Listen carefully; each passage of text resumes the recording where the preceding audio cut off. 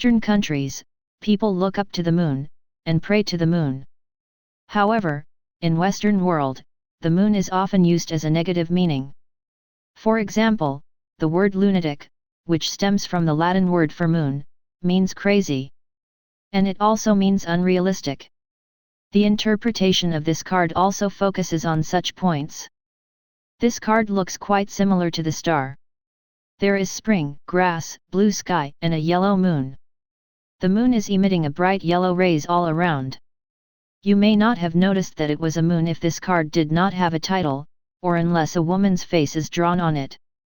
Numerous feathers of light are dropping from the moon, showing that the influence of the moon is reaching the earth. Then, what is different from the star? There was a woman in the star who was pouring water, but this card does not have a single human being. Instead, creatures are crawling out of the spring and the field. It seems to say that our consciousness and unconsciousness, thought and action are under the influence of the moon. Although that is not necessarily a bad thing, it is not quite pleasant to think that there are times that we cannot fully control what we think and what we do. However, such thoughts and actions are part of us, even if it was awakened by the moon. We cannot completely ignore them. Do you happen to recognize this place from the previous cards? 2 towers and light emitting in between. Yes, this seems to be the place in the background of the death card. The place we were going forward. We have finally reached the place. As we approach the hope that we have been waiting, our mind is filled with joy and peace, but at the same time, we come to realize our true nature that we did not know about. Think of the time when you flipped a coin to make a decision, but once you see the head of the coin, you suddenly realize that you did not want it.